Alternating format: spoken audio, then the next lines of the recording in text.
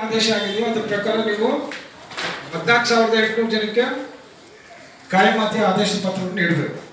30ನೇ ತಾರೀಕು ಪಟ್ಟಿ ತಾತ್ಕಾಲಿಕ ಪಟ್ಟಿ ಅನೌನ್ಸ್ ಮಾಡಿದ ಮೇಲೆ ಒಂದು 10 ದಿನಗಳ ಕಾಲ ಅಬ್ಜೆಕ್ಷನ್ ಕಾಲ್ ಮಾಡ್ತಾರೆ. ಅಬ್ಜೆಕ್ಷನ್ ಕಾಲ್ ಮಾಡಿದ್ಮೇಲೆ ಅಬ್ಜೆಕ್ಷನ್ ಯಾರ್ಯಾರು ರೈಸ್ ಮಾಡ್ತಾರೆ ಮಾಡಿ ದಸರಾದ ಒಳಗಡೆ ಎಲ್ರಿಗೂ ಶುಭ ಸುದ್ದಿ ಕೊಡಬೇಕು, ಎಲ್ರಿಗೂ ಕಾಯಮಾತಿ ಆಗ್ಬೇಕಂತೇಳಿ ನಾವು ಇವತ್ತು ಸರ್ಕಾರವನ್ನು ಮತ್ತೆ BBMP ಆಯುಕ್ತರನ್ನು ಒತ್ತಾಯ ಮಾಡ್ತಾ ಇದ್ದೀವಿ.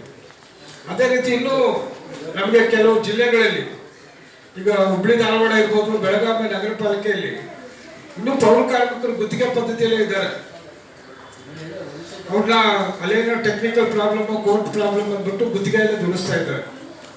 2017 ಮಾರ್ಚ್ 24ನೇ ತಾರೀಕು ಈ ಗುತ್ತಿಗೆ ಪದ್ಧತಿ ಬ್ಯಾನ್ ಮಾಡಿದ್ದೀವಿ ಅಂತೇಳಿ ಸಚಿವ ಸಂಪುಟದಲ್ಲಿ ತೀರ್ಮಾನ ಸರ್ಕಾರದ ಸುತ್ತೋಲೆ ಬಂದಿದೆ. ಆದರೂ ಅಕ್ರಮವಾಗಿ ಅಲ್ಲಿನ ಸ್ಥಳೀಯ ಆಡಳಿತ ಇನ್ನೂ ಗುತ್ತಿಗೆ ಪದ್ಧತಿಯಲ್ಲಿ ರದ್ದು ಮಾಡಿದ್ದಾರೆ.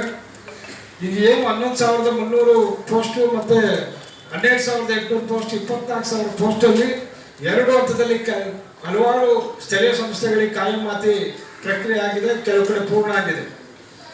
ಈಗ BBMP ಈ ನಗರ ಪಾಲಿಕೆಗಳಲ್ಲಿ 3 ನಗರ ಪಾಲಿಕೆಗಳಲ್ಲಿ ಕಾಯಮಾತಿ ಆಗಿಲ್ಲ, ನೇರ ಪಾವತಿ ಆಗಿಲ್ಲ, ಯಾವುದೂ ಆಗಿಲ್ಲ.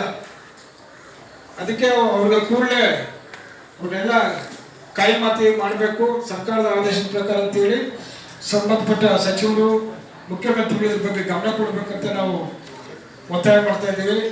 ಮುಖ್ಯವಾಗಿ ಇಲ್ಲಿ ಏನು ಮಾಡಿದ್ದಾರೆ ಅಧಿಕಾರಿಗಳು, ಕಸ ಗುಡಿಸೋರು ಬೇರೆ, ಕಸ ತುಂಬೋರು ಬೇರೆ, ಲೋಡರ್ಸು, ಕ್ಲೀನರ್ಸು, ವಾಹನ ಚಾಲಕರು, ಒಳಚರಂಡಿ ಕಾರ್ಮಿಕರು ಬೇರೆ ಬೇರೆ ಅಂತೇಳಿ ನಮ್ಮ ದಾರಿ ತಪ್ಪಿಸಿ ಸರ್ಕಾರ 3-4 ವಿಭಾಗಗಳನ್ನು ಮಾಡಿ ಕಾರ್ಮಿಕರನ್ನ ಇವತ್ತು ಡ್ರೈವರ್ನ, ವಾಹನ ಚಾಲಕರನ್ನೆಲ್ಲ ಅನ್ಯಾಯ ಮಾಡಿದ್ದಾರೆ. ಅವ್ರಿಗೆ ಕಾಯಮಾತಿ ಇಲ್ಲ, ನೇರ ಪಾವತಿ ಇಲ್ಲ, ಇನ್ನು ಗುತ್ತಿಗೆ ಪದ್ಧತಿಯಲ್ಲಿ ಇದ್ದಾರೆ.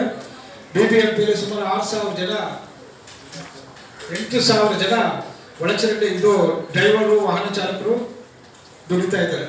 ಗುತ್ತಿಗೆದಾರ ಬಳಿ ಚೀಟಿಕ್ಕಿದ್ದಾರೆ. KMC ಕಾಯ್ದೆ ಪ್ರಕಾರ ಯಾರು ಕಸ ಗುಡಿಸ್ತಾರೆ, ಯಾರು ಕಸ ತುಂಬ್ತಾರೆ, ವಾಹನ ಚಾಲಕ ಕಸ